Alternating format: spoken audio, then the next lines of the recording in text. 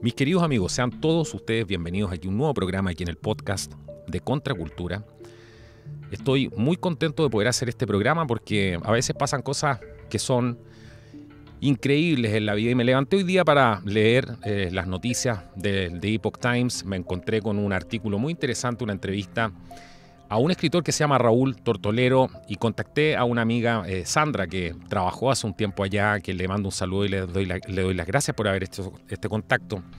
Y me puso en contacto con Raúl Tortolero. Él es un amigo mexicano, él es politólogo, es consultor político mexicano, doctorado además en Derechos Humanos, maestría en Filosofía, Cultura y Religión, católico, provida, director continental además de la Agencia Católica de Noticias, entre otras cosas presidente en México del Movimiento Cristiano Conservador Latinoamericano. También es exsecretario de Comunicación del Comité Ejecutivo Nacional del PAN y Premio Nacional de Periodismo del año 2007, otorgado ni más ni menos que por la ONU en México, analista geopolítico. Bienvenido, Raúl, aquí al podcast de Contracultura. Un gusto poder tenerte con nosotros y gracias por aceptar la invitación. Muchísimas gracias por la invitación, estimado Carlos. Te saludo desde México y te saludo a todo tu auditorio. Muchas gracias. Vamos a partir por tu nuevo libro. Tú acabas de sacar un nuevo libro. Este libro se llama La Contrarrevolución Cultural frente al marxismo posmoderno, por Raúl Tortolero. Pueden encontrar además este libro en Amazon. Busquen La Contrarrevolución Cultural frente al marxismo posmoderno, dice la bajada. ¿Por dónde partimos, Raúl? ¿En qué consiste a grosso modo y qué nos puedes contar de este nuevo libro que acabas de sacar? Sí, muchas gracias. Bueno, es una recopilación de artículos publicados en Estados Unidos y también en España, en dos diferentes medios en donde colaboro habitualmente. Uno es el Pan Am Post en Estados Unidos, en Miami, y el otro es la Gaceta de la Iberosfera en España. Entonces, bueno, pues el libro tiene por título La Contrarrevolución Cultural frente al marxismo posmoderno. Una contrarrevolución cultural es básicamente todos los esfuerzos que podemos hacer en todos los planos de la cultura, pero no entendiendo cultura como bellas artes, sino entendiendo cultura en una forma amplia, abarcando todo aquello que hace el ser humano. Entonces, la contrarrevolución tiene que ir en el frente político, en el frente social, en el frente pedagógico, en el frente legislativo, en el frente deportivo, en el frente artístico, en todos los frentes. Y bueno, eso es la parte de cultural. Es una contrarrevolución porque nos oponemos básicamente a la peor parte de la Revolución Francesa de 1789, donde los revolucionarios franceses pues textualmente buscan eliminar a Dios de la vida del ser humano, buscan combatir la religión y quitar a Dios también de ser el centro de la vida en todos los sentidos. E inclusive en algún momento de la Revolución Francesa entran a la catedral de Notre Dame en Francia y quitan de su pedestal a la Virgen para poner en su lugar a la diosa Razón, pero curiosamente visten a una mujer, a una prostituta, la visten como la disfrazan de la diosa Razón, es una diosa griega, la ponen en el lugar de la Virgen María. Y de esto tiene connotaciones realmente muy profundas, muy serias. De alguna forma todavía vemos, por ejemplo, en Chile justamente, y en algunos otros países, en México, en Colombia, como estas reminiscencias de la Revolución Francesa continúan con el progresismo, con estas, pues sí, con estas expresiones tardías, muy tardías de la Revolución Francesa, que entran a quemar iglesias, a profanar los templos, están en contra del cristianismo, en contra de la religión. O sea, estos son los tataranietos de la Revolución Francesa, del progresismo instaurado de alguna forma, en parte, porque no es la única fuente de la Revolución Francesa. Y la otra fuente a la que nos oponemos es todas las revoluciones socialistas, donde quiera que existan y hayan existido, porque pues son generadoras únicamente de miseria y de persecución política, ¿no? Entonces, por eso nosotros nos erigimos como contrarrevolucionarios, porque queremos apagar estos fuegos, apagar estos incendios subversivos, y queremos que las cosas regresen al orden establecido, al orden donde sí funcionan las cosas, al orden natural, a la familia natural, a la religión, a la democracia verdadera. En fin, no queremos, digamos, imposiciones de un pensamiento único.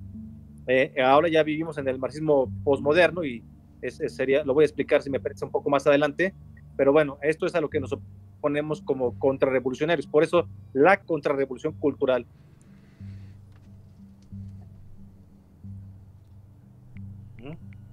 Perfecto. Te perdí ahí por un segundo, pero ya estamos aquí de vuelta. Mira, hay mucha gente que hoy día está con el discurso, muchos jóvenes, y yo lo digo porque yo también fui joven, también tuve la cabeza permeada con ciertas ideas que no sabía de dónde venían porque no las había estudiado y era muy fácil repetirlas. Pero muchos jóvenes hoy día creen que todo esto es orgánico, que todo esto es alguna suerte de modernismo y que hay que seguir esta corriente porque esta corriente además va a salvar el mundo, etcétera. ¿Qué indicios reales ves tú detrás de esto que tú denominaste el postmarxismo? Y para explicarle un poco a la gente que esto es un fenómeno real, porque te repito, uno de los grandes problemas es que se han disfrazado de tal manera que la gente no es capaz de entender lo que es este movimiento y tampoco entienden de dónde vienen las ideas, que es uno de los problemas fundamentales. Entonces comienzan a repetir incansablemente consignas, y llegamos finalmente a lo mismo, el totalitarismo. ¿Qué elementos principales detectas tú que dan cuenta de que esto es organizado, lo que estamos viviendo? Bueno, sí, mira, primero tendríamos que empezar explicando un poco qué es lo que significa a grosso modo el marxismo clásico, para después poder hablar de lo que es el marxismo postmoderno. Por favor. Entonces me trato de exponerlo. Exacto. El marxismo clásico, dicho, digamos, de forma sencilla, es donde Marx hace un llamamiento a través del Manifiesto Comunista de 1848 a los proletarios del mundo, o a los pobres del mundo, que son básicamente en ese entonces eran los obreros y los campesinos, de ahí la bandera roja que tiene la hoz y el martillo, ¿no?, simbolizando a los campesinos y a los obreros. O sea, hace un llamamiento a los pobres para que adquieran lo que él llama conciencia de clase, que no es más que un adoctrinamiento para adquirir odio contra los ricos, contra los burgueses, contra los dueños de los medios de comunicación, y entonces poder emprender una revolución sangrienta, una revolución asesina contra estos personajes que no le agradan a Marx, y entonces poder finalmente imponer una dictadura del proletariado. Dicho sea de paso, nunca ha habido una dictadura del proletariado en ningún país socialista. Todas las dictaduras han sido simplemente dictaduras donde los del gobierno se convierten en los nuevos ricos, una nueva casta, una nueva clase social, como sucede en Cuba, como sucede en Venezuela, entre otros lugares. Son ricos, recordamos a Fidel Castro con sus $900 millones de fortuna, esto según la revista Forbes. Entonces, nunca hubo una revolución que produjera una dictadura del proletariado, sino simplemente dictaduras. Eso es, digamos, a grandes rasgos, el marxismo clásico, que se ve de alguna manera resquebrajado. Su esquema, su planteamiento básicamente se ve pues terminado, agotado, con dos cosas. Uno, el hecho de la caída del muro de Berlín en 1989 y posteriormente con la caída de la Unión de Repúblicas Socialistas Soviéticas en 1991, porque bueno, pues en Alemania pues queda de manifiesto en el 89 que es ridículo y absurdo y criminal estar dividiendo un país entre socialistas y capitalistas. Esto es absurdo, ¿no? Y bueno, con la caída de la URSS quedan huerfanitos muchos países satelitales, entre ellos Cuba, por ejemplo, pero no nada más Cuba, que pues eran subsidiados por el poder económico de este gran país, de la URSS. Entonces pues ya no había quien le subsidiara el azúcar, el azafra, Cuba, el tabaco, el ron, el níquel y otros productos, y entonces pues se ven obligados a reorganizarse, y entonces Fidel Castro en ese mismo año, en el 91, junto con Lula da Silva y otros cuantos, fundan el Foro de Sao Paulo. Esta es una organización que intenta agrupar movimientos políticos y partidos políticos, a diferencia de el grupo de Puebla, que surge ya mucho después, hasta 2019, que agrupa básicamente a liderazgos políticos de izquierda, y todas las izquierdas también se reúnen ahí. Entonces, en el marxismo postmoderno, una vez que se ve agotado este marxismo clásico, el sujeto revolucionario ya no es el pobre como lo fue en el marxismo clásico. Ya el pobre pasa a ser uno más dentro de los sujetos que conforman, digamos, el marxismo postmoderno. Los demás sujetos son, pues, las feministas, los gays, los homosexuales, los transexuales, los ecologistas, los indigenistas, los negros en Estados Unidos sobre todo, en fin, los animalistas también, en fin, todos estos movimientos a los que yo le llamo nuevos supremacismos socialistas. Oigo un poco fuerte el fondo, estimado Carlos. Sí, puede ser normal que esté un poco alto, lo vamos a bajar un poco ahí, perfecto, porque a veces por el retorno te llega. Tú mencionaste ciertas corrientes, pero para poder entender todo esto, porque es mucha información, podríamos partir por explicar de alguna manera qué pretende cada una de estas corrientes, brevemente, para que la gente pueda entender cuál es su objetivo. Tanto el animalismo, por ejemplo, que tiene un rol importante en cambiar los métodos alimenticios, el control sobre la comida, los recursos, etcétera. Sería importante poder explicar eso para que la gente lo pueda entender en la casa. Sí, con mucho gusto. Mira, en el caso de las mujeres feministas radicales, es un nuevo supremacismo, el supremacismo feminista, porque las mujeres que militan en este movimiento pues sí tienen un origen marxista muy marcado y se sienten superiores a las demás, pues sin que lo sean realmente, por una razón muy, muy filosófica, muy fundamental, que tiene que ver con que ya se sienten liberadas, en términos aquí sí totalmente marxistas, liberadas de muchas cosas que hacen esclava a la mujer normal que no es feminista, que no milita junto con ellas. Entonces, también el hecho de, según haber hecho conciencia de que han sido oprimidas supuestamente a nivel histórico, eso les da un aura de superioridad, pero sobre todo que han sido liberadas, según ellas mismas, con su nueva ideología, la ideología marxista, por ejemplo, de Dios.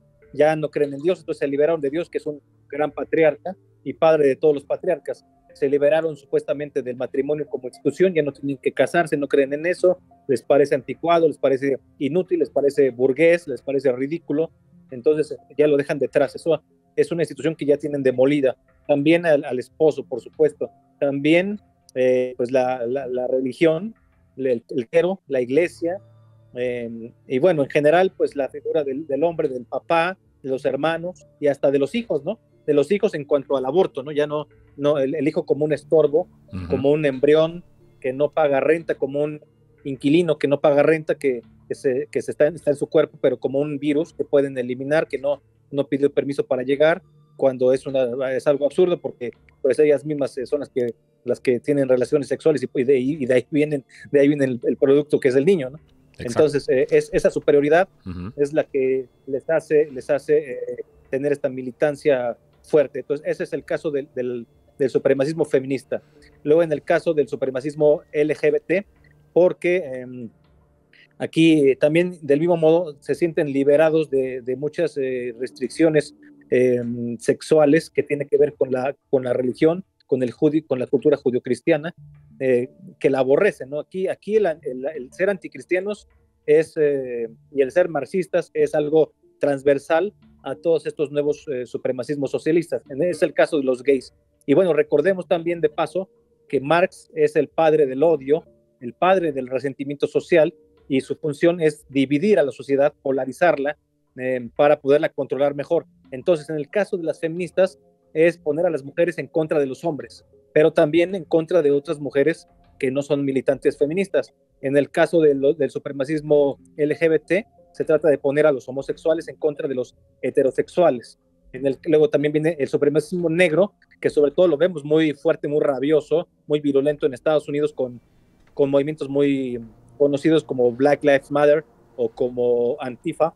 En este caso, pues vemos que se sienten ellos oprimidos a nivel histórico y buscan no quién se las deba, sino quién se las pague, y vemos cómo agreden a, por ejemplo, señoras grandes de edad, blancas, solo por ser blancas, al ir caminando por las calles, ¿no? O sea, quieren que de verdad el blanco sufra porque le atribuyen al blanco, pero no a alguien específicamente, no a quien haya podido esclavizar a una persona de su raza, la raza negra, sino a toda la raza blanca la odian porque son unos racistas, ¿no? Por eso es un racismo, no es verdad que nada más haya racismo del blanco hacia los demás, o sea, eso es absurdo.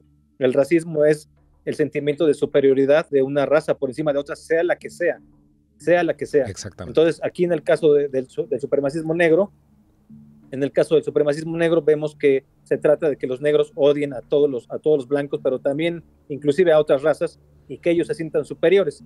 Y esto tiene mucho que ver en Estados Unidos con el fundamento de la teoría crítica de la raza, que está muy en boga en todas las universidades y centros escolares, de no tan altos grados también, de educación media, educación básica, que tiene que ver con una reinterpretación de la historia, según la cual el racismo es sistémico, es algo inherente, digamos, a las estructuras sociales, y por eso se debe de destruir en todos los frentes, en el gobierno, tanto como en las universidades y en todos lados. Eso es en cuanto al supremacismo negro.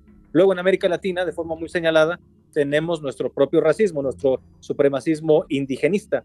Esto pues es una realidad y lo podemos ver en México, lo podemos ver en Chile, lo podemos ver en Bolivia, muy fuerte también en Venezuela, en algunas regiones de Colombia, pero pongo aquí el ejemplo de México, como por ejemplo el presidente actual de México, Andrés Manuel López Obrador, que es nieto de un español nacido en Cantabria, pues adopta esta bandera de supremacismo indigenista, y ahora que fue el 13 de agosto de 2021, la celebración del 500 aniversario de la conquista, el triunfo de la conquista, él se envuelve en esta bandera supremacista indigenista y dice que estamos a 500 años de resistencia, que estamos celebrando más bien 500 años de resistencia como si él fuera un azteca, ¿no? Recordemos que la conquista, pues sobre todo en México, la hacen otros indígenas, no la hacen los españoles nada más, ¿no? Sería imposible que 500 españoles hayan podido conquistar el imperio azteca, que tenía miles y miles de soldados.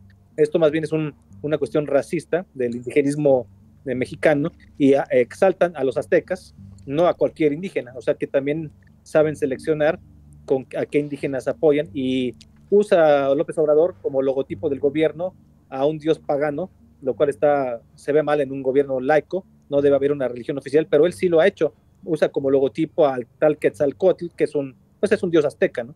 Eso es en cuanto al supremacismo indigenista. Y bueno, también está el supremacismo ecologista y el supremacismo animalista. En estos casos, pues también como son anticristianos o ateos, o ambas cosas, pues odian la religión, y tienen entonces como religión, porque bueno, el ser humano está hecho para la trascendencia y siempre necesitamos pues algo trascendente en que creer, si no pues nuestra vida no tiene sentido. Entonces pues toman al planeta Tierra como si fuera Dios, y la religión pues esta religión de cuidar a la ecología y la cuestión climática, y esto ahí entra también el animalismo como una vertiente más del ecologismo. Exacto, exacto.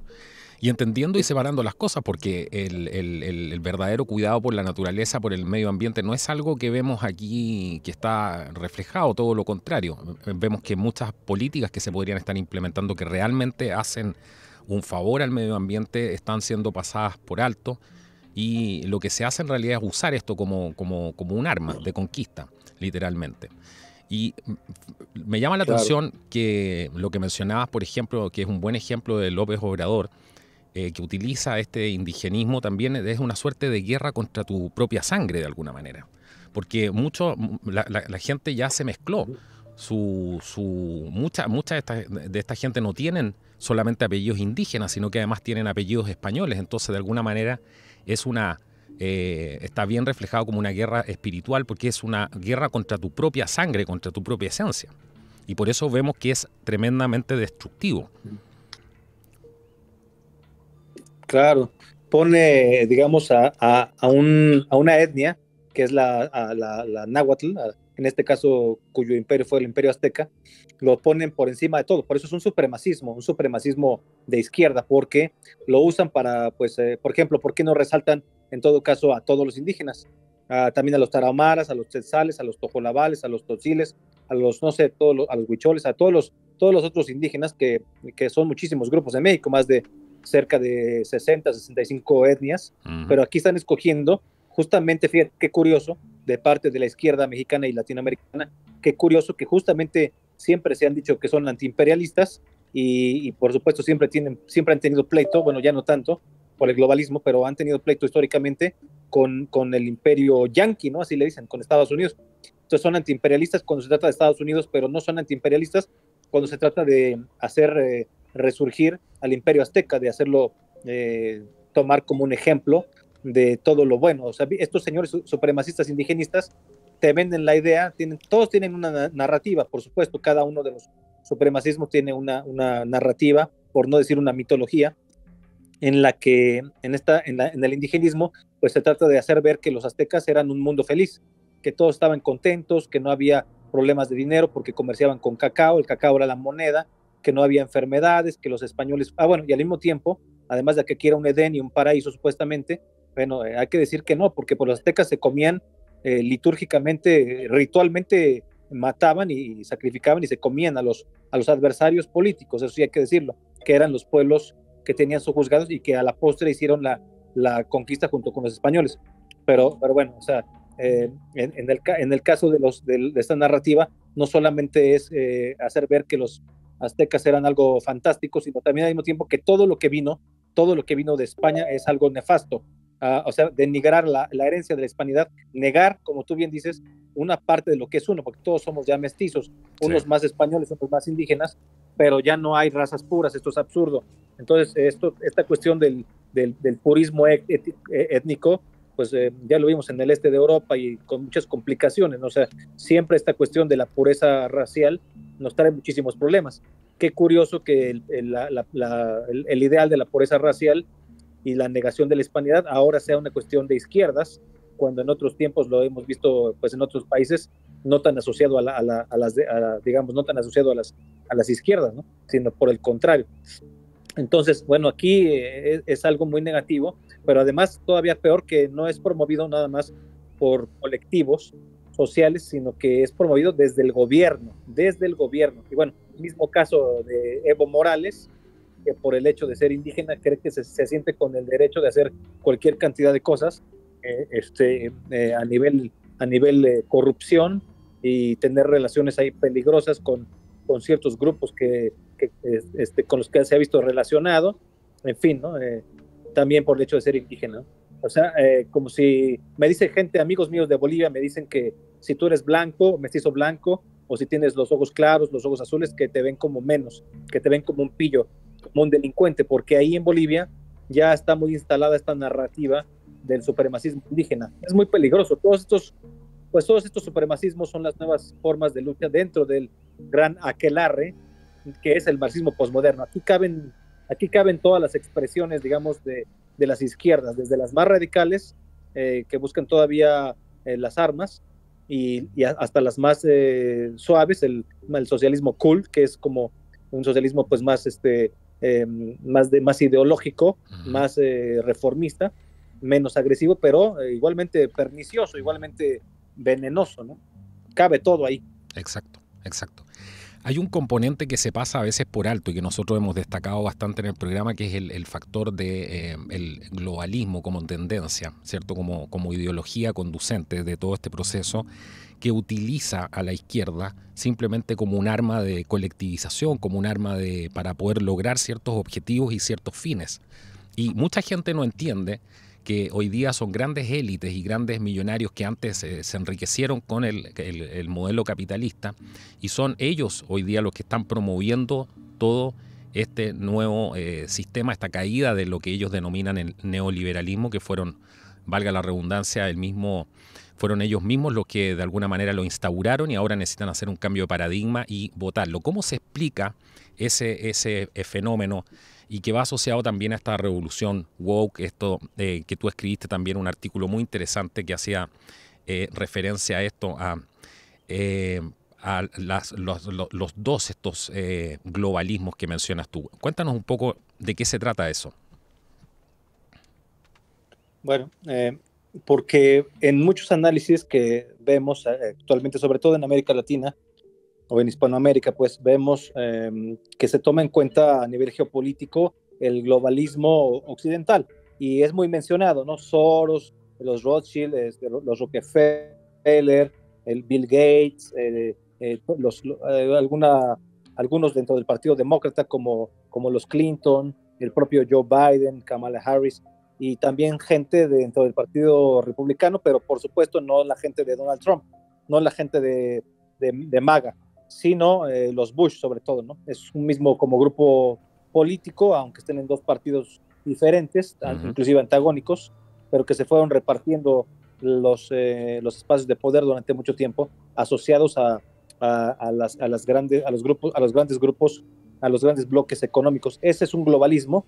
Ese globalismo tenía, pues, por objetivo, tiene todavía por objetivo, y no lo digo como alguien conspiranoico, ni mucho menos. A mí me molesta mucho toda esta cuestión conspiranoica. Entonces, lo que ellos promovían, pues, era un nuevo orden mundial. Pero esto sale de la boca de George Bush padre, ahí por el 1991, cuando viene el primer problema con Irak, ¿no? Con la guerra de Irak. De ahí se desprende esta frase de que se está reconfigurando el mundo para lograr un nuevo orden mundial. Básicamente esa es la agenda de los globalistas de Occidente, es un mismo gobierno, un gobierno mundial, una misma moneda, una misma religión y a lo mejor un mismo idioma. Entonces, pues han ido tratando de construirlo a través sobre todo de instituciones internacionales como la ONU, que les ayuda mucho, y bueno, y sus organizaciones subsidiarias, ¿no? Como la OMS, en fin.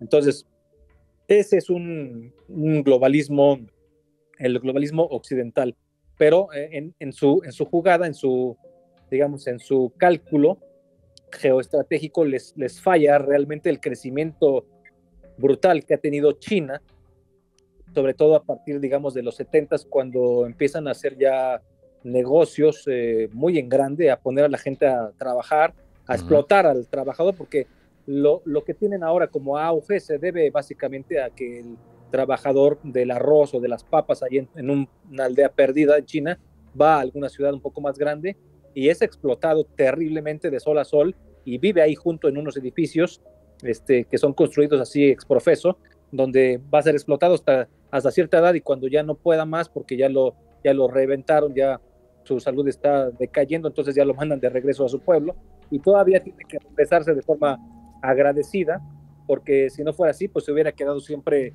vendiendo papas, bueno, sembrando y cosechando papas, ¿no? O arroz. Entonces todavía tiene que irse esta hegemonía económica que ya tiene China, todavía no tiene la hegemonía militar y todavía no tiene la hegemonía cultural, está construyéndola muy fuerte. Ahorita hablamos de eso, si te parece bien. Entonces, toda esta hegemonía, toda esta construcción que hace China, sale del análisis de los globalistas occidentales durante mucho tiempo. Y pues finalmente China está teniendo la capacidad desde hace ya cierto tiempo de construir su propio eje, su propio globalismo a través de este cinturón y de la nueva ruta de la seda, claro, que ya tiene pues sus brazos extendidos por toda Asia, pero también por Europa y por África. Ahora bien, también se está ya extendiendo, se está expandiendo para América Latina. Aquí creo que fuimos los últimos en irnos enterando de todos los avances que había tenido China últimamente, pero son como las dos cabezas de una misma serpiente, el globalismo occidental y el globalismo rojo. Finalmente tienen ciertos puentes, ciertas conexiones, y una conexión, por solo mencionar algo, es la de la familia de Joe Biden, que tiene negocios, ¿no? Importantes. Uno de los hijos de Biden tiene negocios importantes allá en China, ¿no? En fin, no es que sean amigos ni nada, pero por ejemplo Donald Trump ha acusado públicamente a Joe Biden de estar vendido a China. Me parece que no hace nada por combatir absolutamente la hegemonía de China. Una de las cosas que perdimos ahí un segundo la señal, pero ya estamos aquí de vuelta en el podcast de Contracultura con Raúl Tortolero, nuestro amigo de México, que estamos haciendo un repaso y sumergiéndonos en esta historia del marxismo postmoderno y todo lo que implica hoy día en la sociedad actual. Hay una persecución política, y hay una persecución más que política contra el modelo norteamericano, un modelo cuyas libertades vienen garantizadas no por el hombre, sino que por Dios, y están consagradas así en su Constitución. ¿Qué crees que hay detrás de esta persecución del modelo? ¿Qué significa este modelo norteamericano? Que tenemos que separarlo, obviamente, de todo lo que significa el Estado profundo y todas las redes de corrupción, de poder, esta maquinaria de guerra, que es otra parte de la historia. Pero en el sentido más puro, el derecho natural juega una carta muy importante en todo esto, por el tema de que los derechos son consagrados justamente, como les decía, por Dios. ¿Qué crees tú que representa este modelo norteamericano para este nuevo globalismo y por qué quieren destruir justamente a Estados Unidos y están haciendo un esfuerzo tan grande, no solamente desde el extranjero, sino que también desde adentro? ¿Qué es lo que ves tú ahí? Sí, muy buena pregunta. Básicamente, pues la respuesta no tiene por qué ser tan complicada. Lo que pasa es que muchas veces no se menciona en los análisis geopolíticos, pero es muy sencillo. China pues está construyendo su hegemonía económica, va muy avanzada y prácticamente está rebasando allá a Estados Unidos como socio principal de intercambio comercial en muchos países, inclusive de América Latina, ¿no? Por ejemplo, Brasil, pues ya es China, ya es su principal socio comercial por encima de Estados Unidos, y así va caminando. Ahorita voy a hablar un poco, si me permite, sobre cómo está construyendo China en América Latina. Por favor, eso es un punto importantísimo. Pero, sí, y bueno, en eso en la hegemonía económica de China pues va muy avanzada. La militar no tanto, está un poco atrasado, pero se apoya mucho en Rusia, como lo podemos ver con este pacto que firmaron Vladimir Putin y Xi Jinping hace unos días, que ya son una mancuerna y bueno, generan un bloque nuevo. Esto hay que analizarlo más a fondo, por supuesto, pero representa de entrada una mancuerna que no estaba tan establecida, pero que ahora está sumamente clara. Y por otro lado, la hegemonía cultural en China pues no la tiene totalmente establecida. Creo que es donde están más atrasados, y esto es lógico porque al menos en América Latina, bueno, en toda América, la barrera del idioma y pues es muy complicado, ¿no? Pues si fuera otro idioma sería mucho más fácil, pero entenderle a la cultura china pues es muy complicado, muy complicado, y eso pues ha significado un retraso para ellos. Por eso usan diferentes modelos, pero de lo que se están valiendo, y esto es muy importante, creo que esto es muy importante decirlo, de lo que se valen los chinos finalmente es de la demolición de los valores tradicionales de Occidente que hace el propio marxismo posmoderno sobre su propia cultura. Es decir, todo este marxismo posmoderno lo que hace es demoler, ¿no? Una deconstrucción de los valores tradicionales de Occidente, es decir, de Dios, de la fe, de la familia, de la vida, entendida como desde la concepción hasta la muerte natural, es decir, en contra del aborto y de la eutanasia, la heterosexualidad, la educación en la familia, en fin, todos estos valores que son los que están demoliendo todas estas agendas del supremacismo del marxista posmoderno. No es que China haya implantado este progresismo de pensamiento en Occidente, pero sí se está valiendo de él, sí se está sirviendo de él. Es decir, este marxismo posmoderno le va alfombrando a China la hegemonía cultural, es decir, a China le conviene encontrarse con un ciudadano postrado, totalmente destruido, que no sabe qué identidad tiene. En la mañana puede ser que sea hombre y en la tarde mujer, y en la noche un unicornio, o sabrá Dios, ¿no? Porque la ideología de género pues ya te permite que tú seas supuestamente, y esto inclusive lo valida el Estado, que tú seas aquello que tú percibes que eres. Si percibes que eres una niña de 12 años, pues está bien, y puedes ir por tu acta de nacimiento y te dan un nombre nuevo y te dan una edad nueva, y solo tienes que seguirle haciendo el cuento para que sea validado, pero el Estado te puede dar un acta de nacimiento nuevo, y estos son imposiciones de las izquierdas en América Latina también, y no se diga en otros lados.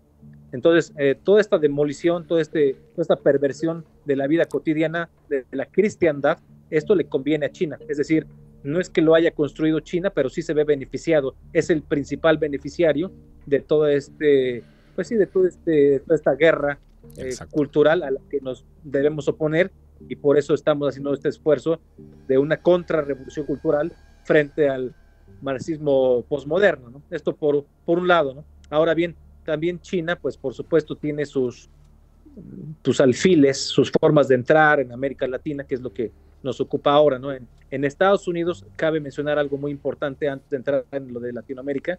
En Estados Unidos, sobre todo, pero no únicamente, hay una revolución cultural woke, o diría yo que es una revolución cultural neo-maoísta. Es decir, sus postulados son prácticamente un esquema tomado de la revolución cultural china, que puede parecernos lejana, pero no lo es. No lo es ni en época ni en el sentido de lo que intentó.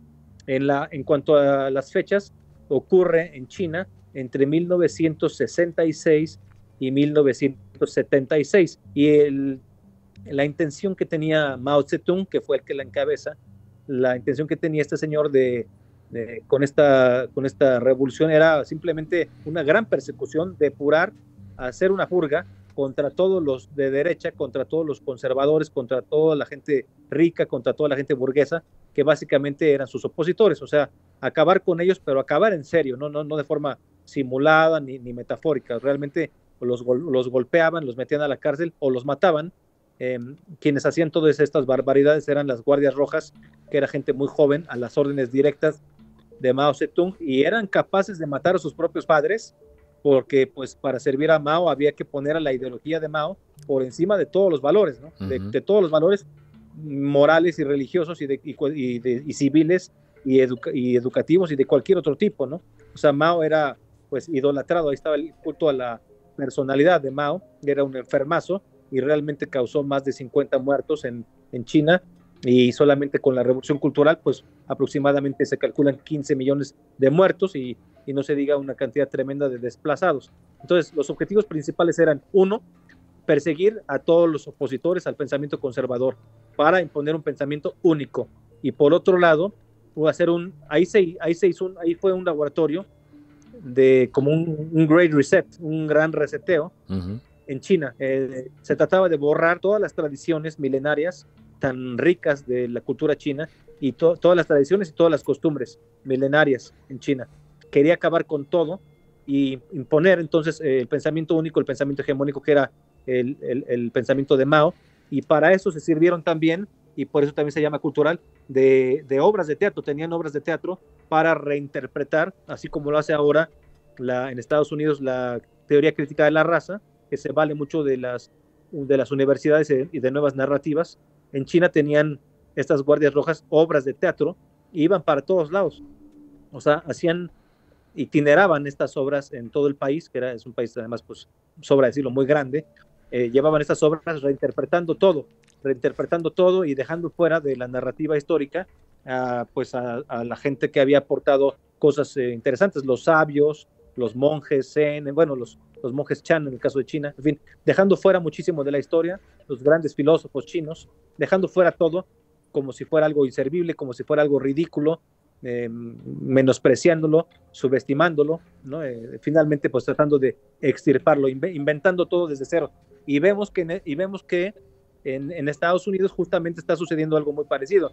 Se trata de imponer el pensamiento único. Por un lado, hay esta persecución al pensamiento conservador, es indudable.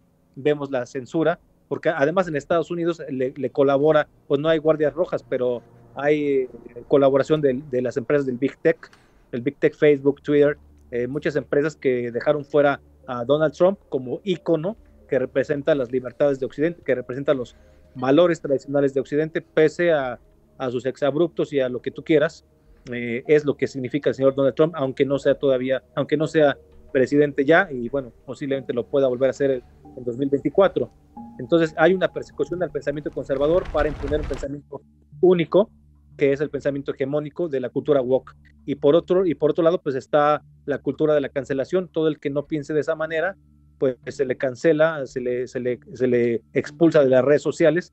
Colabora con esto también, además de las empresas del Big Tech, colaboran las empresas del mainstream media, todos los medios globalistas, que son muchísimos, el New York Times, el Chicago Tribune, el Washington Post, en fin, hay muchos medios, las grandes cadenas televisivas, ¿no? CNN, CBS, en fin, todo este conglomerado mediático siempre ha sido cercano al pensamiento global, y lo vemos también en sus agendas. Todos son abortistas, todos son pro agenda LGBT, no defienden los valores, son antirreligiosos, son anticristianos.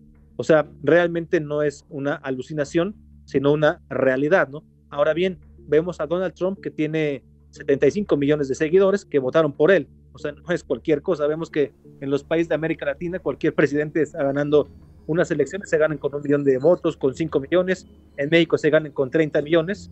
Y bueno, y les parece la gran cosa. Pues en Estados Unidos el señor Donald Trump tiene 75 millones de votos, así que no hay que subestimar a Donald Trump y su movimiento, ¿no? Y bueno, pues entonces esas serían las características de la revolución cultural china, que vemos ahora aplicadas totalmente, una calca, una copia, en la revolución cultural woke en los Estados Unidos, ¿no? Toda esta división social de unos contra otros. También cabe también mencionar que está otro concepto maoísta, que es la guerra popular prolongada.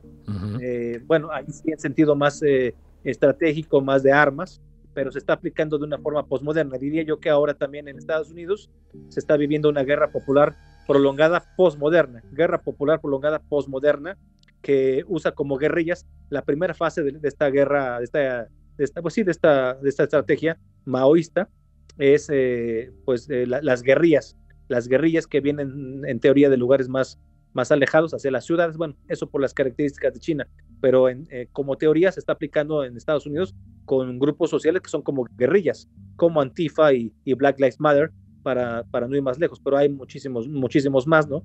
Que salen en las ciudades a hacer incendios, a hacer escándalos, ¿no? Y también lo vemos en América Latina, cuando queman iglesias, cuando en Colombia o en Chile hacen en años recientes han hecho este caos totalmente de inspiración maoísta, ¿no? Va todo junto. Hay una alineación, por desgracia, de todas las izquierdas en Latinoamérica, y vemos que hay gente ingenua que está pensando que Estados Unidos va a venir a salvarlos, y claro que no va a venir a salvar a nadie, porque está gobernado en este momento por el Partido Demócrata, que es un partido realmente socialista, es un partido con Joe Biden y Kamala Harris, es la izquierda, y que se va enlazando con todas las izquierdas de América Latina, que están encabezadas, diré yo, por no solo por el Foro de Sao Paulo y por el Grupo de Puebla, sino básicamente, diré yo, por López Obrador, que está encabezando encabezó 2 años, 2020-2021, encabezó a la CELAC, que es la Comunidad de Estados Latinoamericanos y del Caribe,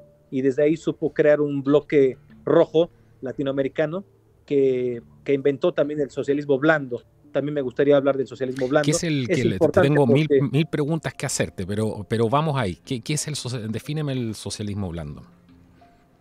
Bueno, el socialismo blando es una expresión dentro del marxismo posmoderno, pero básicamente tiene las siguientes características: no llegan al poder usando las armas, llegan al poder usando las urnas, usando los votos. Es decir, esto sucedió, por ejemplo, en Venezuela, donde Chávez, pues primero intenta dar un golpe de Estado, pero va a la cárcel, no pudo, y luego sale y ya, bueno, ahora sí se lanza bien, de forma normal, electoral, gana, y bueno, finalmente también pasó esto por ejemplo, en Ecuador con Rafael Correa, en Bolivia con el señor Evo Morales, y en México, bueno, pues todavía no termina el sexenio, así que no sabemos, pero vamos caminando también para allá, porque es un guión de las izquierdas latinoamericanas también, el socialismo blando, donde llegan a las urnas, decíamos, de forma legal, pero esas pueden ser las últimas votaciones que haya en toda la historia. Después ya se van quedando en el poder, se van perpetuando en el poder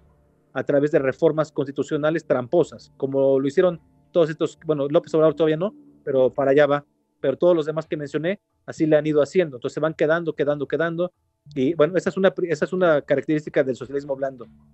No por blando es menos dañino y menos venenoso, simplemente no llegan con las armas, no es como Fidel Castro y su revolución es todavía el marxismo clásico. Aquí estamos hablando ya de una expresión dentro del marxismo posmoderno. Número 2, que esto es muy, muy importante y muy notorio, ojo con esto, les va a sonar familiar, sobre todo ahora también en Chile, por ejemplo, con Gabriel Boric, que ya llegó, el mega asistencialismo. El mega asistencialismo consiste, por supuesto, pues en las dádivas que da el gobierno a todos los que considere, entre comillas, grupos vulnerables, que pues son realmente quien ellos escogen para tener con un criterio electorero, un criterio para ir formando una base social que depende totalmente del gobierno. Es decir, como si tuvieras un hijo hasta los 30, 40 años en tu casa y le tienes que seguir dando y dando y dando y dando, porque nunca le enseñaste a trabajar y sí, solamente le enseñaste a depender. Eso es lo que quieren crear. Esto es lo que quiere crear el socialismo blando en América Latina, dando dádivas, le dan dinero, vamos a decir, una casa de gente pues de escasos recursos donde viven amontonados, por desgracia, 15 personas.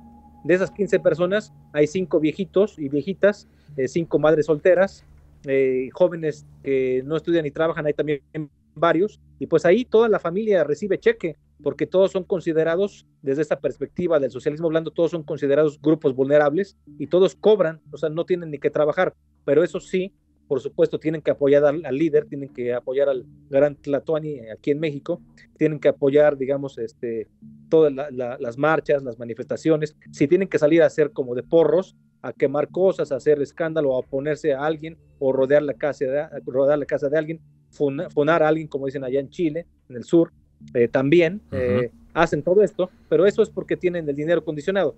Ahora bien, esto jamás, por supuesto, jamás va a resolver la pobreza. Es absurdo pensar que con dádivas, que con cheques va el gobierno a defender, a resolver la pobreza. Es decir, este socialismo pues no busca ninguna justicia social, sino simplemente busca crear una dependencia económica para tener una base dura electoral.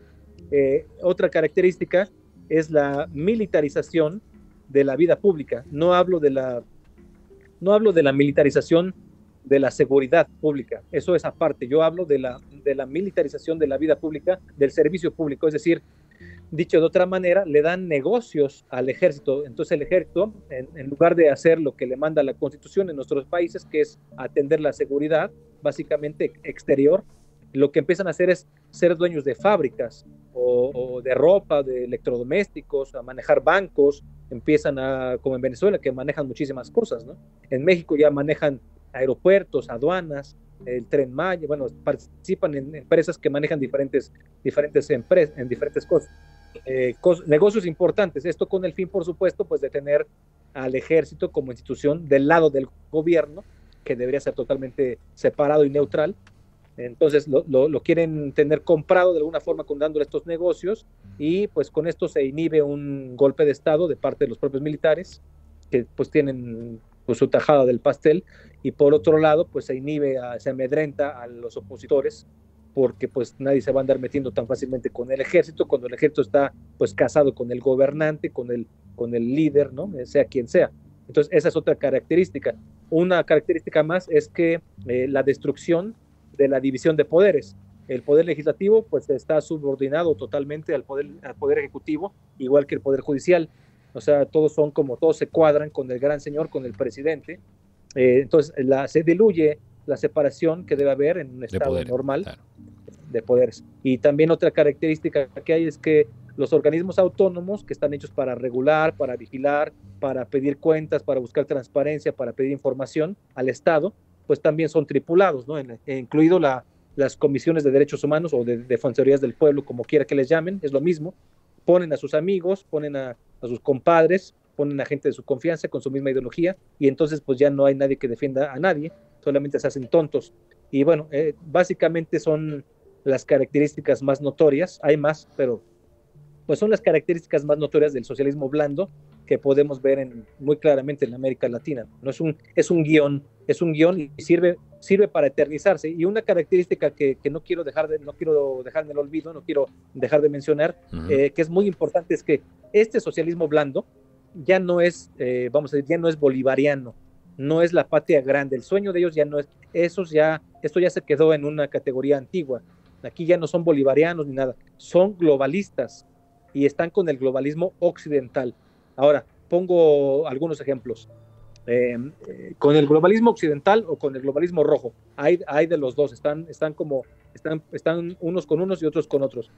Juegan con el globalismo de un lado y otro, que son, dijimos ya hace rato, son dos cabezas de la misma serpiente finalmente. En el caso de, por ejemplo, de México, López Obrador, el presidente mexicano, fue al Consejo de Seguridad de la ONU el pasado 9 de noviembre de 2021 y ahí expuso la necesidad, la propuesta de hacer un Estado mundial. Imagínense nada más ustedes, ¿no? Un Estado mundial, un socialista, vamos a decir, tradicional, clásico, con algunos toques postmodernos, pero diciendo que había la necesidad de crear un Estado mundial. Vamos a decir, dijo lo que hubiera querido decir Soros, o lo que hubiera querido decir Bill Gates, o lo que hubiera querido decir los Rothschild, o cualquier otro grupo de poder fuerte. Y el sueño de Lenin, además, claro. Bueno, también sí, el Estado mundial, ¿no? Lo propone, pero además no nada más lo propone, sino que va más lejos, o sea, lo dice en el Consejo de Seguridad, vamos, donde se supone que había que hablar de defensa, de Occidente, no sé, de otras cosas. No, ahí el señor pues se pone a hablar de los pobres como un problema de seguridad, y entonces trae también el remedio, como decimos en México, trae el remedio y el trapito. Claro. Entonces dice él que hay que pedirles a las 1,000 personas más ricas del mundo, tanto como a las 1,000 empresas más acaudaladas del mundo, el 4% de sus fortunas como donación, y también a los países del G20, que pues obviamente son 20, los países agrupados, afiliados al G20, hay que pedirles el 0.2% de su Producto Interno Bruto Nacional por año. Con esto se juntaría una bolsa de 1 billón, con B de bueno, $1 billón, que resolvería, supuestamente, ¿no? Muy supuestamente resolvería la pobreza de 750 millones de pobres alrededor de todo el mundo. Bueno, por supuesto que esto es una mentira, porque ya lo tienen bien ensayado aquí en México, el mega asistencialismo que comentaba del socialismo blando. Ya lo aplican así. También México está aplicando este socialismo blando en algunos países de Centroamérica, y con Cuba, ¿no? Están exportando programas porque les ha funcionado. Es una forma de ayudarles a ganar elecciones, ¿no? Por ejemplo, en Honduras habría que estudiar bien si no se empezó a aplicar esto para ayudar a Xiomara Castro, ¿no? Esta especie de entrega de programas, en fin, ¿no? De qué manera pudo incidir. Entonces, esto propuso López Obrador, y bueno, pues evidentemente si se llegara a reunir este dinero, pues una expresión como de un Robin Hood marxista, claro, ¿no? Que le dice a los ricos, bueno, mira, aquí tenemos muchos pobres y podemos destruirte, ¿no? O sea, pero no lo vamos a hacer porque somos muy buenas personas, pero entonces tú nos tienes que dar dinero, porque si no, sí te vamos a destruir. Si no, pues tenemos en la otra mano la posibilidad de hacer una insurrección armada, ¿no? Somos de izquierda y lo podemos hacer. Pues no queremos hacerlo porque somos muy nobles y democráticos, entonces danos dinero, es el impuesto a los pobres. Inclusive en la página web del Grupo de Puebla dice así muy claro, ¿no? Cómo retoman, además porque retoman estas ideas de López Obrador, por eso digo que encabeza todo esto López Obrador.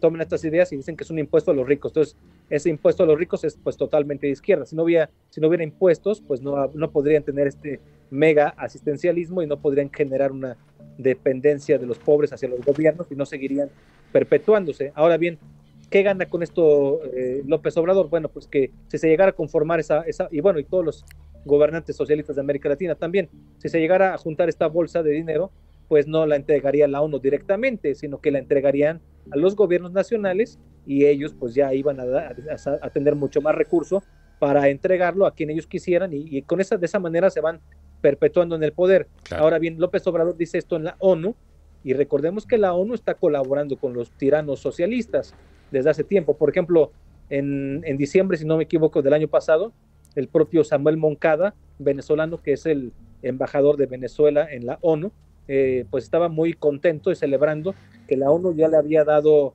credenciales a Nicolás Maduro como un gobernante legítimo de la República Bolivariana de Venezuela. Es decir, ya la ONU está convalidando el ejercicio tiránico de los dictadores socialistas en América Latina, y entonces pues ya tienen un plan muy macabro este bloque socialista latinoamericano con Estados Unidos y con la ONU de irse perpetuando en el poder. Este grupo de la CELAC, que básicamente está tripulado por estos gobernantes rojos, le vende voto, vamos a decir, le ofrece voto a Estados Unidos, más concretamente al Partido Demócrata. Vienen las elecciones intermedias en noviembre de este año 2022, y luego vendrán las de 2024, las presidenciales. Pues bueno, estos señores le ofrecen de alguna manera por abajo del agua voto latino, voto hispano, para que se puedan perpetuar, puedan seguir en el gobierno, pero a cambio de que Estados Unidos no toque a las dictaduras, no toque a los gobiernos en América Latina, Claro. ¿no? Ese es el pacto que tienen.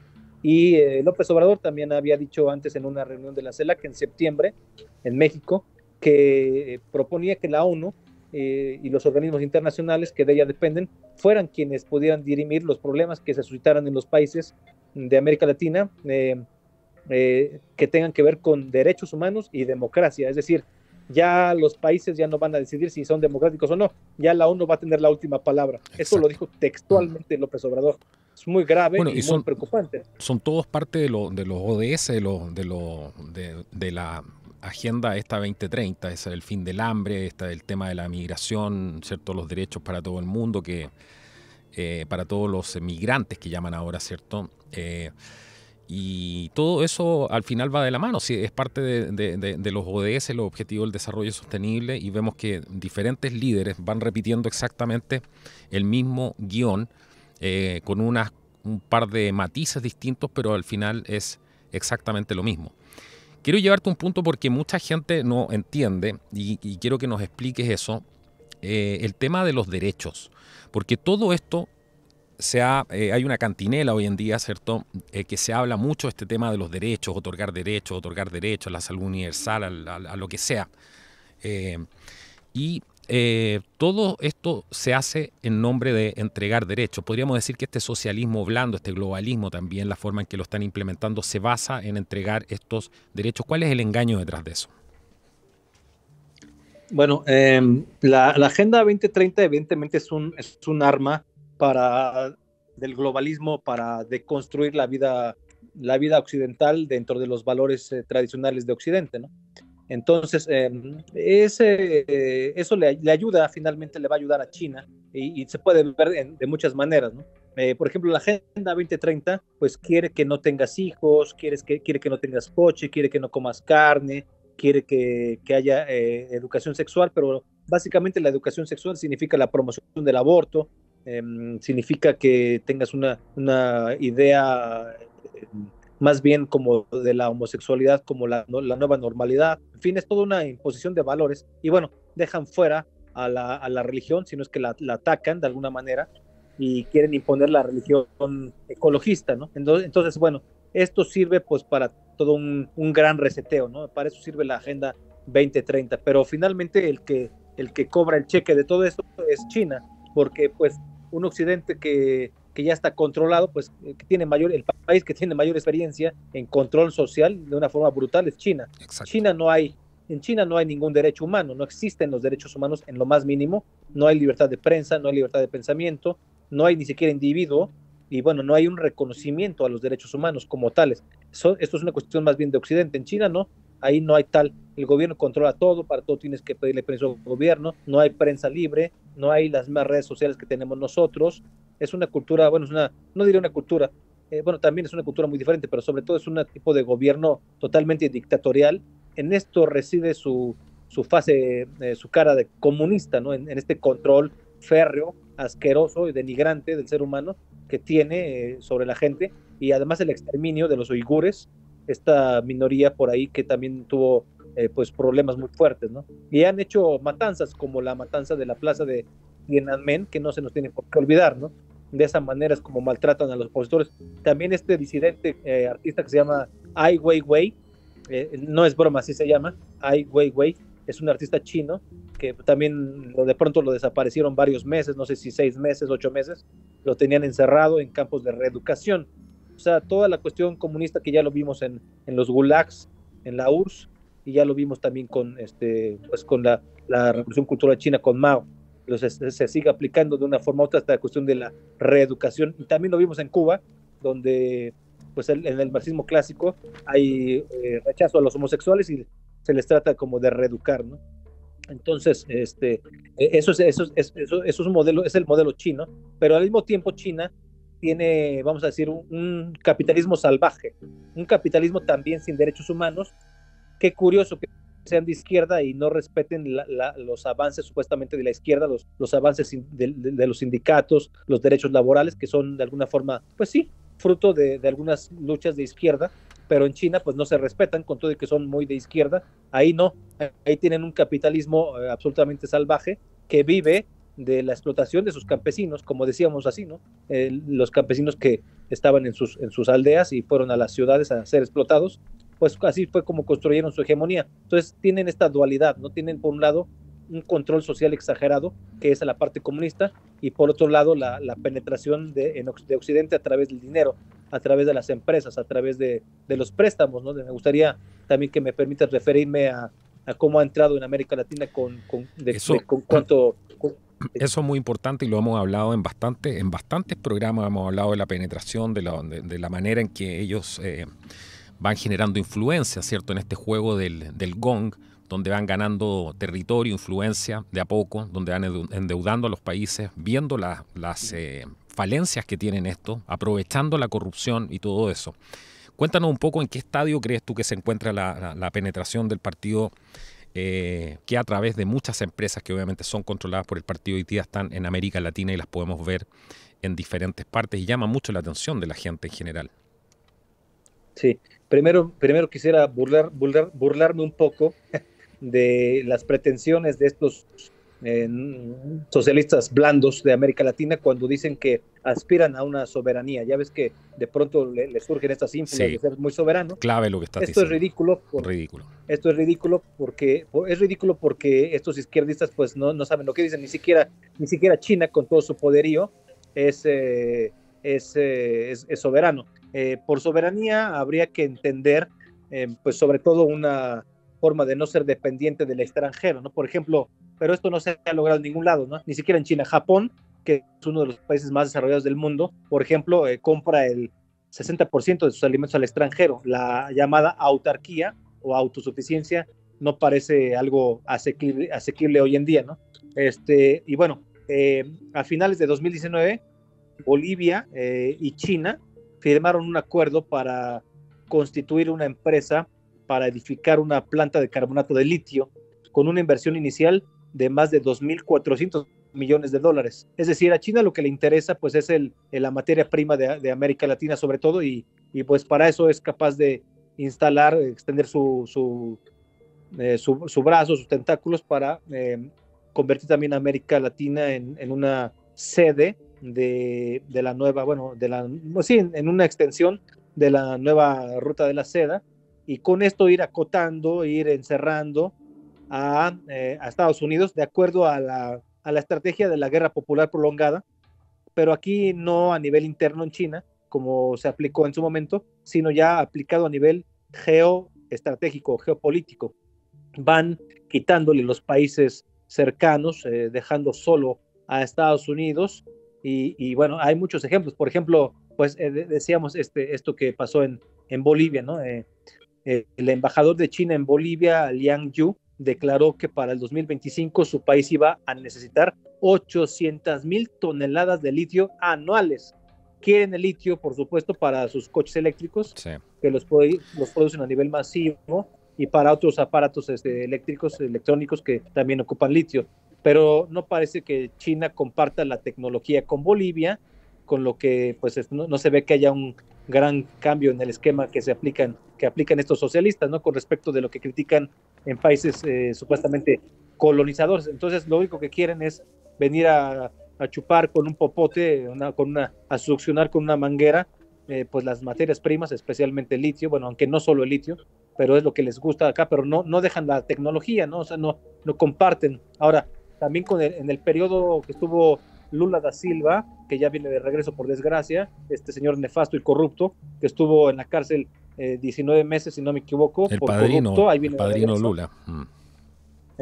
Lula, sí, exactamente. Lula ya viene de regreso. Estuvo como presidente de Brasil entre 2003 y 2010. Entonces ahí luego siguió Dilma Rousseff del 2011 al 2016. Pero China tiene una presencia muy fuerte en Brasil, no por Bolsonaro, sino por la herencia que le dejó este señor Lula da Silva. También tiene influencia china fuerte en Chile y en Perú. con empresas relacionadas con energía eléctrica como State Grid y Three Gorge. Recordemos que China y Brasil participan juntos en el llamado BRICS, como también en el G20, pero China también tiene con Chile y Perú tratados de libre comercio. Ahora, por ejemplo, China en Chile ya posee la mayor empresa que se llama CG, ¿no? La Compañía General de Electricidad, ya tiene, pues prácticamente la tiene en la bolsa, y si quisiera dejar sin luz a los chilenos, la dejaba sin luz, si quisiera. O sea, tiene ya eso. Gabriel Boric, en su campaña a la presidencia, recientemente dijo que si llegaba a la presidencia, cosa que por desgracia ya ocurrió, iba a nacionalizar el litio, porque por el momento está manejado, según entiendo, por una empresa mixta y tiene capital privado y capital público, pero él quiere nacionalizarlas, es decir, por eso digo que no creen en la soberanía estos socialistas, dicen que son soberanistas, pero esto es ridículo, no es cierto, porque si fueran soberanistas tendrían que permitir que hubiera inversión chilena en Chile, y no dejan que eso sea, quieren que sea el gobierno el único que maneje las empresas, sobre todo en el sector de energía. Y bueno, la idea de nacionalizarlo es, por supuesto, lo dice Boric, pues por supuesto para entregárselo en charola de plata al señor, a los chinos, ¿no? Entregárselo a los chinos, y con ello pues construir un apoyo, recibir fondos. También no tarda también Chile en convertirse en un país más afiliado, adscrito a la nueva ruta de la seda, como también como lo acaba de hacer el señor Alberto Fernández, el presidente de Argentina, que viajó a Rusia y le dijo a Vladimir Putin que Argentina iba a ser la puerta para que Rusia entrara como quisiera a América Latina. No sé en nombre de quién hable, pero así lo dijo. Y luego fue a China a poner flores en el mausoleo de Mao, que pues es un carnicero, un asesino. Ahí le puso flores al señor. Eso no está en el protocolo, no tenía por qué hacerlo, y lo hizo porque es un socialista perdido, pobrecito. Y bueno, se va a traer $20 mil millones para que se pueda construir con capital chino, del gobierno chino, en Argentina, una central nuclear, una central eléctrica, rehabilitar algunos trenes, en fin, ¿no? Y quizás cuántas bases más, por supuesto, cuántas bases militares más. Sí, muchas cosas más, pero esto finalmente pues es la campaña durante todo 2022 del señor Alberto Fernández para la reelección, que es en el 2023. Él se va a querer elegir en 2023, y como no tiene ningún capital político ni social y acaba de perder unas elecciones legislativas, como nadie lo quiere, entonces pues necesita dinero para reactivar, aunque sea de forma artificial, la economía, crear una gran dependencia con China de la que no se va a poder librar. De por sí ya le debe mucho dinero a Argentina a China, y también le debe mucho dinero a Venezuela, Ecuador, le deben mucho dinero a China. Entonces es una forma que tiene China de irse metiendo, ¿no? en los países, ¿no? Por ejemplo, en Venezuela ya le debía a China $62 mil millones, y Argentina ya le debía $17.100 millones, más ahora los 20.000 que ya vienen en camino, ¿no? A Bolivia, China le ha prestado $3.400 millones, y a México hasta ahora $1.000 millones, ¿no? En América Latina, China extiende su influencia sobre todo a través de bancos, ¿no? China Development Bank y el Export-Import Bank of China. Son dos de sus bancos más poderosos, ¿no? Ahí hay un tema fundamental que acabas de mencionar tú, que lo hemos tocado también en el programa, y tratar de hacer que la gente entienda lo complejo que es caer en estas situaciones económicas inciertas, cuando somos incapaces como de generar riqueza en nuestro país y mantenerla. Porque justamente de eso se están aprovechando. Y cuando llega un gobierno nuevo que no tiene dinero para poder continuar su gestión, ese es el gran problema, por ejemplo, con Gabriel Boric, ¿a quién le va a ir a pedir dinero? Y eso la gente muchas veces no lo piensa. Y va a tener las puertas de China abiertas. Y hemos visto lo que pasa en África, una vez que los países a veces no pueden pagar, bueno, ellos se quedan con la infraestructura. Porque ellos siempre trabajan de esa manera. Hemos visto lo que ha pasado en África y cómo les hace frente después. Entonces, como decimos, no dan puntadas sin hilo. Y es una situación completamente peligrosa caer en la inestabilidad, en la ingobernabilidad, en la violencia, en esta situación de crisis por todas partes, institucional, la crisis migratoria, etcétera. Bueno, todo eso es un capital para un lobo que está arriba mirando, y si no es China, va a ser otro, porque siempre ha sido así a través de la historia. Si no solamente culpa de China, primero es culpa de la gente que no es capaz de cuidar lo que tiene, y todo parte por ahí. Sí, el papel que están jugando estos señores presidentes del socialismo blando en América Latina como globalistas, realmente vendiendo la soberanía a China, a cambio de perpetuarse en el poder, es algo pues muy triste, pero muy, muy lógico, muy fácil de ser explicado. Como se les acaban pronto los recursos, tienen que poner impuestos, pero no quieren poner impuestos porque finalmente los impuestos pues exactamente hacen que pierdan las elecciones. Entonces lo que hacen pues es lo de siempre, endeudarse, nada más que ahora ya no se endeudan con el Fondo Monetario Internacional, bueno, más que el señor Alberto Fernández, ya no tanto con el Banco Mundial ni con el Fondo Monetario Internacional, sino que ahora pues van y piden dinero, estiran la mano para el Gran Dragón Rojo, y por supuesto el Gran Dragón Rojo dice, perfecto, entonces yo te voy a construir, ¿qué necesitas? Claro. Pues yo necesito reelegirme, bueno, está bien, te voy a dar, como Alberto Fernández, te voy a dar $20,000 millones para construir una central termoeléctrica, una central nuclear, etcétera, etcétera, etcétera.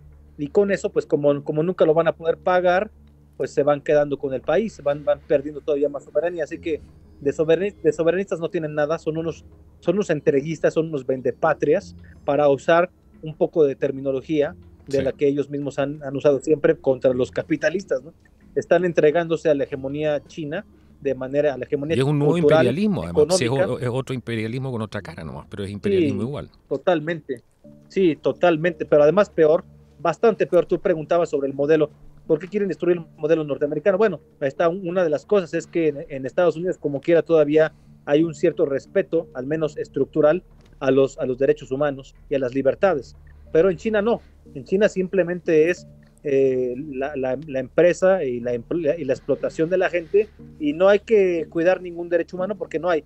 China puede hacerle al cuento, haciéndole al cuento al firmar el Acuerdo de París o cosas así, que para respetar la ecología, pero finalmente no cumple nunca los acuerdos, o no cumple lo que promete de los acuerdos lo suficiente, y embarca a todos los países occidentales, sobre todo a los menos desarrollados, a los que están en desarrollo, haciendo que limiten su expansión, que limiten su industrialización para no contaminar, pero China sigue contaminando.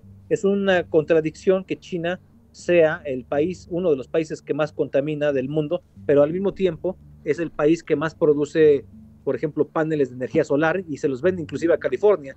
No piensen que es tecnología norteamericana y producción norteamericana. Eso es por mucho, China lleva mucho la ventaja en los paneles solares, ¿no? O sea, todo California tiene bueno, y no nada más California, pero la cultura de los paneles solares viene mucho de China, cuando China pues es un país sumamente contaminante. Entonces China va muy por delante en lo económico, y no hay quien le ponga un freno, y mucho menos lo va a hacer Biden, que realmente pues más allá de comer helados y no saber dónde está, claro, no saber dónde está cuando está en una conferencia de prensa, pues no tiene ningún sentido que esté ahí. Esperemos que pronto se vaya del gobierno, ¿no? Estamos aquí en el podcast de Contracultura conversando con nuestro amigo, escritor Raúl Tortolero. Él es mexicano, columnista además de Pan Am Post, y acaba de escribir un libro que les mencioné recién. Después de porque estamos tratando aquí de exprimir tus conocimientos. De hecho, te quiero dejar invitado a otro programa porque sé que van a surgir muchas dudas y hemos tocado algunos temas someramente, y sé que hay que profundizar porque son muchas las aristas que emanan de temas tan complejos como estos. Pero acabas de escribir un libro que se llama La Contrarrevolución. Cuéntanos un poco de qué se trata ese libro y al hablar de contrarrevolución, supongo que estás promoviendo algunas ideas, y eso es importante porque después de dar todo este baño de información, la gente también quiere, bueno, ¿qué podemos hacer ante esto? Cuéntanos un poco de tu libro y qué soluciones propone. Bueno, muchas gracias. Sí, en el libro hablo de muchos conceptos y de muchas coyunturas recientes. Por ejemplo, hablo de la situación que yo viví en Cuba a nivel personal, porque yo, pues para saber si mis profesores en la preparatoria y en la universidad me estaban diciendo la verdad, ya que pues como en muchos países de América Latina, los profesores estaban pues asociados o recibiendo ideología socialista, promoviendo el socialismo, pues me vendieron el socialismo como algo fantástico y pues yo dije que bueno, pues mejor voy a ir a ver, ¿no? Voy a vivir en Cuba, pero además vivir en Cuba como un cubano más, ¿no? No con privilegios de turista, no en la burbuja en la que te meten a ir al Tropicana y tomar mojitos y pasarla bien y bailar y ir a Varadero, en la playa bonita, sino no, yo quería vivir en una vecindad, digamos, en un solar, como le llaman ahí, y así lo hice, ¿no? Y ahí fue donde pues me di cuenta de Vaya todo aventura. Lo que realmente es Vaya aventura. Sí, de todo lo que es realmente el socialismo. El socialismo, digamos, que donde no había nada, no había papel higiénico, no había toallas sanitarias para mujeres, no había jabón, no había velas, no había comida, en fin, no había transporte público, no hay gasolina, no había nada, o sea, un caos absoluto. La gente lo que quería era irse corriendo de inmediato para Miami. Los jóvenes admiraban Estados Unidos, se ponían pues pañoletas regaladas, por supuesto, o camisetas con la bandera de Estados Unidos, odiaban a Fidel Castro y a Che Guevara, no podían grafitear las paredes en la calle, pues porque no había donde comprar grafitis, no hay grafitis, es por eso que se ven las paredes limpias, pero también pues todas ya derruidas, destartaladas por la falta de mantenimiento. Y bueno, ahí yo me di cuenta de muchas cosas. Entonces yo esto lo incluyo en mi libro. ¿Cuánto tiempo estuviste ahí, perdón, en cuánto tiempo duró ese periplo por Cuba? Bueno, porque yo estaba en México, trabajaba, juntaba dólares, que allá en Cuba le dicen fula, o dicen guaniquique, dinero, ¿no? Juntaba yo dinero, me iba para allá un tiempo, unas semanas, cuando ya se me acababa el dinero, porque, bueno, yo vivía en una vecindad con 16 familias, o sea, había 16 cuartos, y ahí vivían 16 familias con un solo baño para todos, imagínate cómo estaba, y pues yo trataba de llevar dinero y ropa para todos, pues no nada más para mí. Entonces, cuando se me acababa el dinero, regresaba yo a México, trabajaba otra vez y me regresaba. Y así estuve, ¿no? Así estuve, pues, un tiempo hasta que ya comprendí lo que tenía que comprender. Esto lo incluyo en el libro. También hablo de lo que es el marxismo clásico, el marxismo postmoderno. Hablo del progresismo en su relación también con los nuevos supremacismos socialistas. Hablo del aborto, hablo del lenguaje inclusivo, hablo de la revolución cultural maoísta en Estados Unidos, de la cultura de la cancelación. Hablo de Biden, del Partido Demócrata, del mainstream media, del big tech. Un concepto importante es el Latin exit. El Latin exit significa dejar de votar los latinos, los hispanos, por el Partido Demócrata, claro, por inercia, y empezar a votar por el Partido Republicano. Es un concepto importante. También existe el Black exit, el Blexit, sí, que es Black exit. Pero bueno, eso es otra cosa. Hablo de la alineación de las izquierdas continentales, hablo de López Obrador, del nuevo latinoamericanismo rojo de Estado mundial que propuso López Obrador, del plan de fraternidad y bienestar, como le llama, de la participación de la ONU en toda esta conspiración. Lo dice un premiado por la ONU. Sí, pero era otra ONU en el 2007, por ahí era una ONU muy diferente. Por lo menos no había mostrado tanto las garras como ahora, claro. Sí, digamos que han ido acentuándose los liderazgos dentro de la ONU que tienden a la deconstrucción de los valores occidentales, y es donde ya no estamos de acuerdo, ¿no?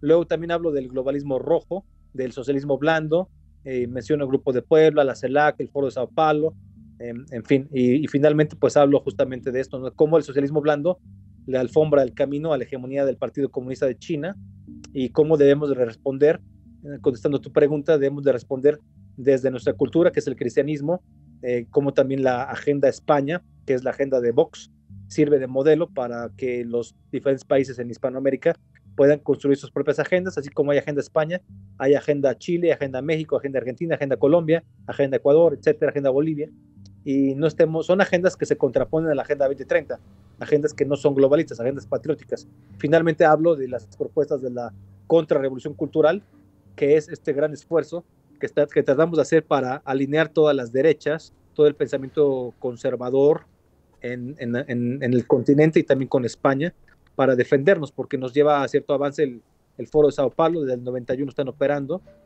Entonces necesitamos también nosotros irnos trabajar en equipo necesitamos, digamos, repensar los partidos de derecha, porque en este momento en América Latina hay muchos partidos de centro derecha que ya parecen de centro izquierda y que están adoptando inclusive ideas progresistas para quedar bien con la gente que nunca va a votar por ellos, lo cual es absurdo.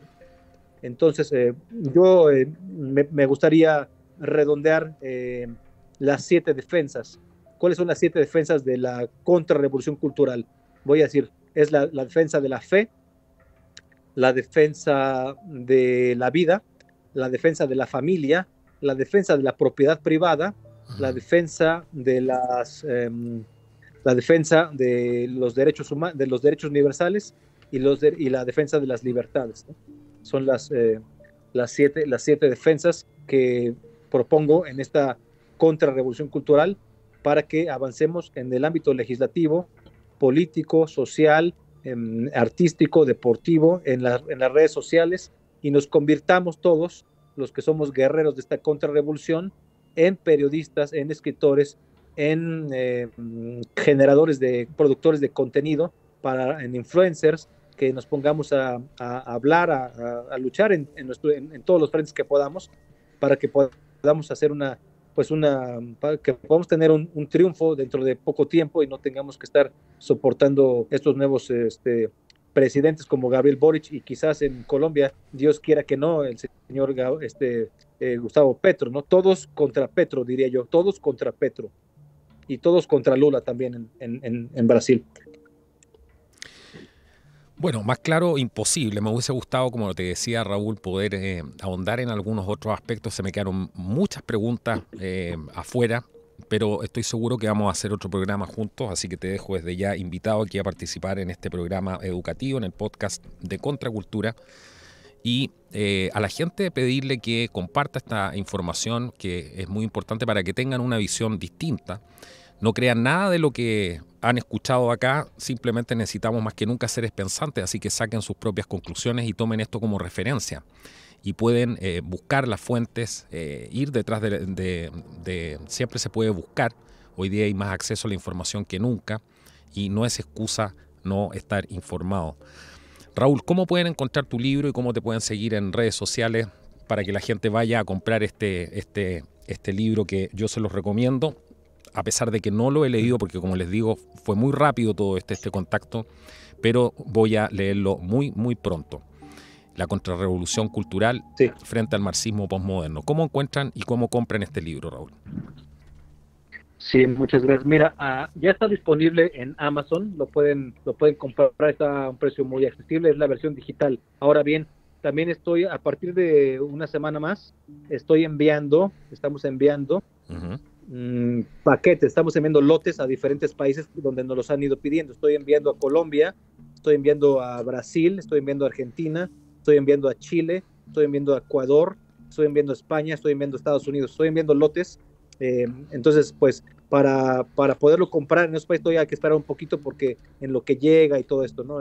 El trámite, pero pueden ponerse en contacto conmigo con mucho gusto a través de mis redes sociales. Me pueden escribir un correo electrónico a mi email, es Raúl Tortolero, con T y con R al final, Raúl Tortolero 1 @yahoo.com.mx.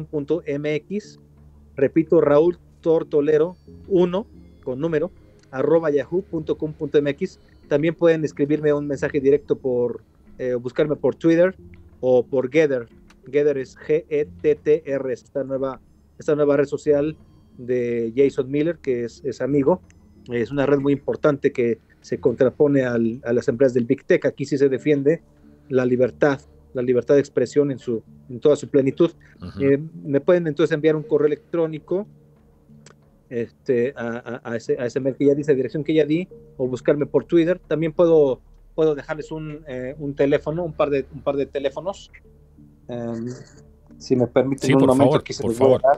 O sea, esto hay que difundirlo, así que tómate tu tiempo, por favor.